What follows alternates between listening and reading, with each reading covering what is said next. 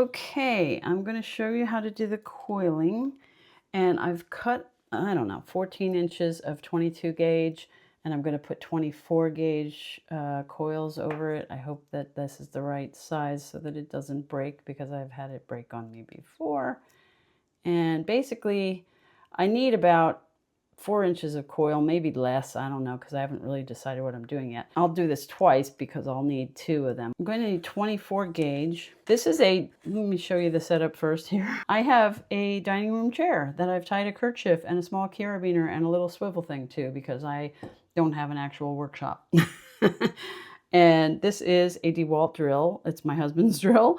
And basically they're pretty easy to use. If you have, this is the battery in here. The battery's in there.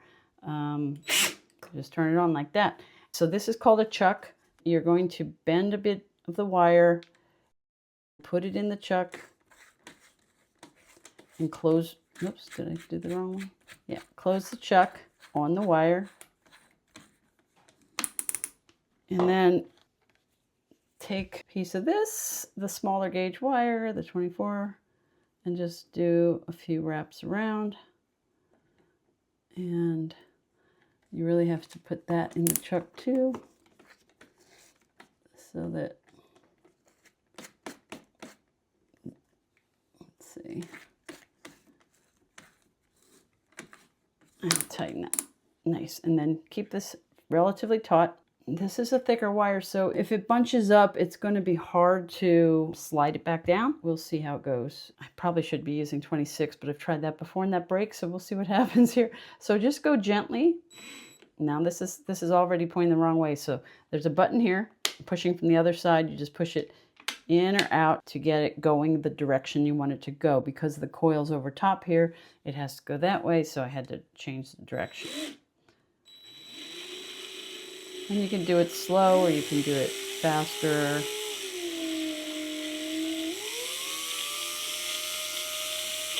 But I would keep it at a level of tightness where you can push it, you know. I mean, this should be taut, but this shouldn't be, you know, don't pull too tight on that.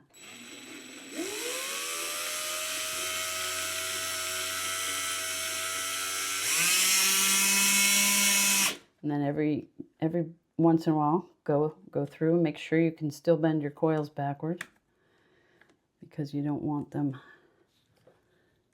and hopefully they're tight enough. You don't want them coming out on you. So I'll show you this, and I may speed it up and you can slow it down if you want, but it's going to be tedious. It's all going to be the same once hopefully, if I don't break it yet again.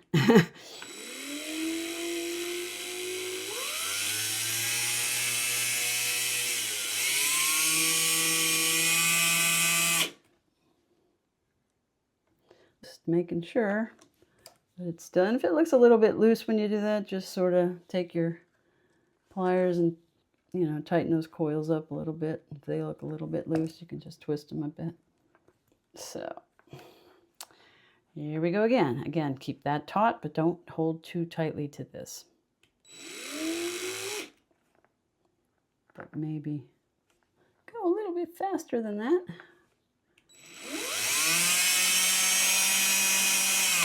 Now see what I just did here? Messed it up, so we have to go back. So that's why you stop even though it seems like it should be super fast. If you're really good at it, then I would say go for it. Go as fast as you want. And, you know, some people might find the coil gizmo faster than this. If I've done this before where it was really fast, but I think I'm using too thick of a gauge with the 24. So we'll see. Maybe I should have used 26, but... All right, now I'm going to do this a little more loosely, because if you pull too hard, this is what's going to happen.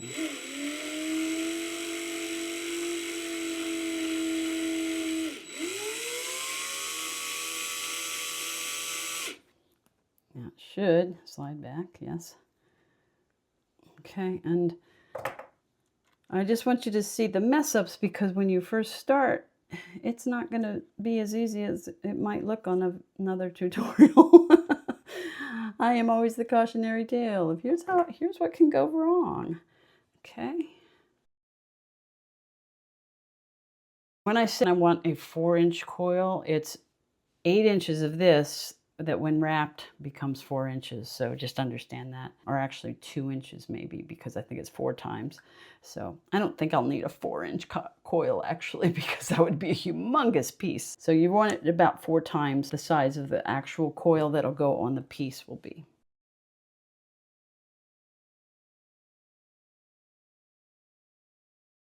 Looking good. Got a little ways to go still.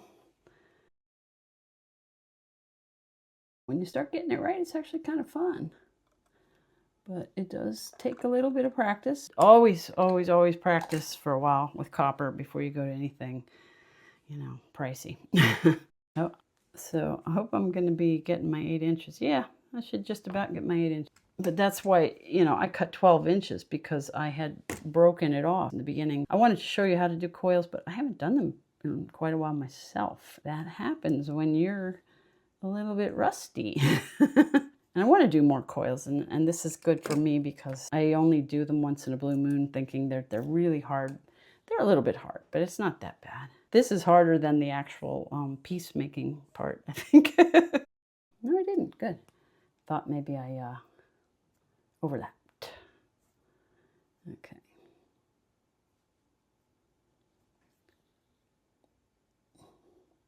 And if you get an overlap, you know, you find out you're like halfway through and it's like, oh no, there's no overlap. I wouldn't worry about it too much, because when you twist the coils around the next wire, it probably isn't going to be noticeable. So don't flip out about it if you can help it. It's easy to flip out when we're doing these things and they don't go right.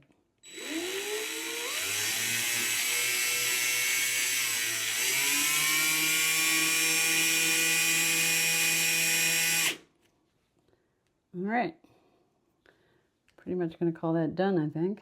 The important thing, this is how you do a coil with a drill. I hope that was helpful. There are lots of buttons and things on this thing. I don't know what that's for, but actually let me let me take this off before I try to turn anything, because I just want to see what this does so I can sort of show you. So again, this is the chuck, and if, unlike me, you can remember the right way to twist it, that's a good thing. So you want your wire to be stuck in the chuck, and this might, I don't know what, oh, what's that do? Oh, I guess there are speeds or something, but I'll have to ask my husband about that. You basically want that, and oh yeah, that's much faster than the one it was on. So you don't want the super speed. We don't need the super speed. So okay. Here it is. That is the finished coil, and the first part of the finished coil. And then let's see if I got my length right. Got plenty of extra. It's almost 9 inches. Okay, so I'll be back in a little bit. Let's see here.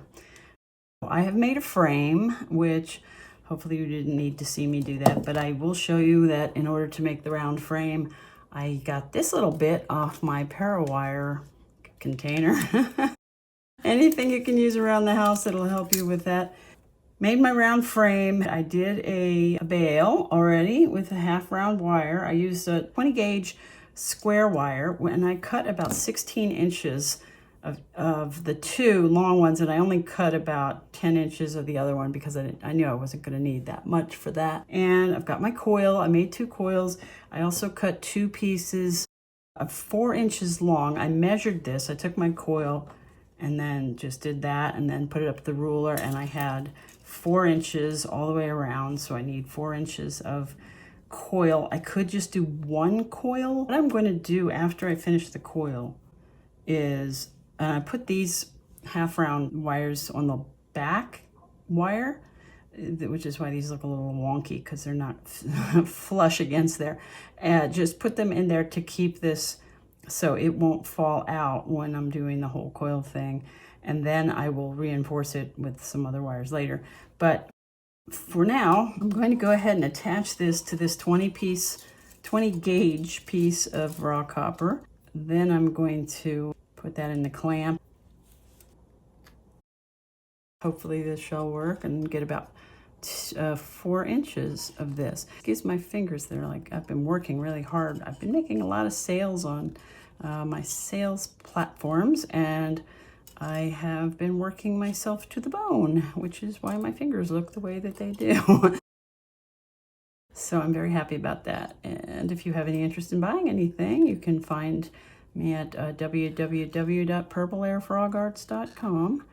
But there are lots and lots of places to buy. And I think if you're watching this, you're probably more interested in buying stones than buying finished pieces, but who knows. Anyway, so just gotta make sure it's, you know, all these coils are looking pretty uniform. Just keep spinning it. This can be a slow process. And actually, I may have to use 2 coils because I cut 2 pieces of like 4-inch. So we shall see. Oops, I'm going over there. Okay, and if they start getting, you know, a little weird, let me try that. Okay, and then push it. Okay, there we go. Okay, sorry if this is a bit boring, but this is how you twist. So you take your original coil that was over the, what is it, 24 gauge over 22 gauge, and then you wrap the entire thing over the 20 gauge. And you can use whatever gauge you want, but generally you're going to want a larger gauge for the wire that goes over. I mean, for the wire that you're coiling over. When I say larger, I mean like a 20 gauge, and then smaller for the actual coils. I think I'm going to just try this again just to be sure. If you see anything, you know, sometimes you can grab it gently from the middle. Okay, so let me do a little bit more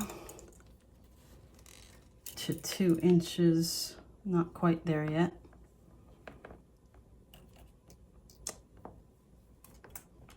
Maybe I can put this on this end now.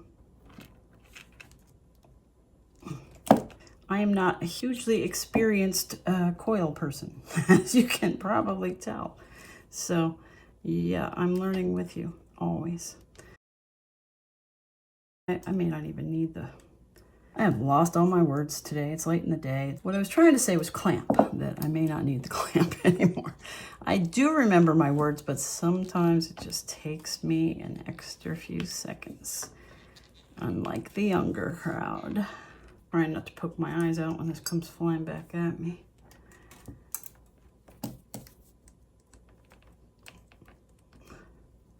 Just pull these down. Okay. Well, you can see this. I'm just gonna push this down. I'm gonna push that down. And I'm gonna do one more wrap. Okay.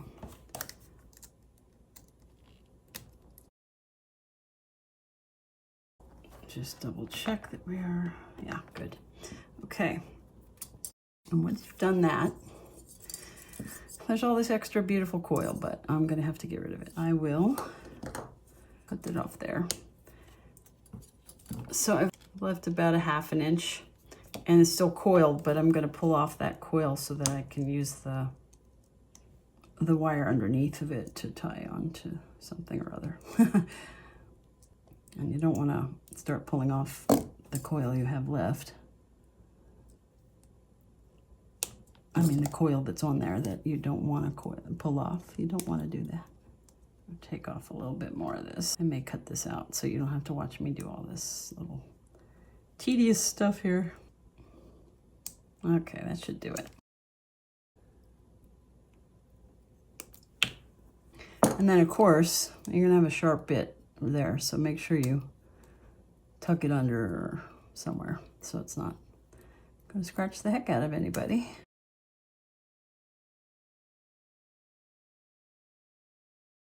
Okay, so that's one. I'm going to do one more. I actually started this one. I'm going to do this one and I'll be back. Okay, I am back. I had actually made too much coil again, and I had to cut some off of these, but I've put them on here and they seem like they're going to fit well. Now I'm going to go and oxidize these pieces before I add the purple to the wires, and then I will attach everything and hopefully we'll be finished before next year. I'll be back. Okay, I have come back. I have oxidized, I don't know if you can tell, but I oxidized these guys, and I have actually wrapped one of these coils with my lavender wire, which I hope you can see. It's not quite as bold as I hoped it would be, but it's there, whatever. Okay, now I'm just gonna straighten it out a bit. Hopefully it's long enough. I didn't realize how much wire you use to make those coily things. I'm just basically do the same thing you've seen me do a million times with other stuff, just attaching. And then hopefully we have the room to, actually maybe the clamp would be helpful here. I don't know, because that's attacking my fingers. So is this thing. Okay. So you don't need to do this quickly, you just need to do it right. And if you find that your wire sinks into, like, see, that sinks in a little bit.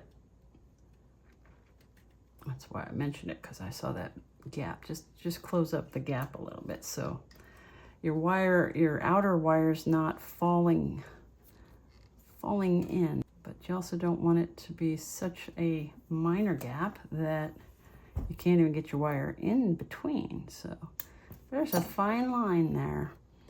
Okay. And as you just twist, hopefully everything will fall into place. Oh, am I off camera? Wow, I am so sorry. Anyway, this is, you know, all I did was attach the end and then start rolling. And then there was one spot where it was sinking in, and I tightened it up a little bit so it wouldn't disappear.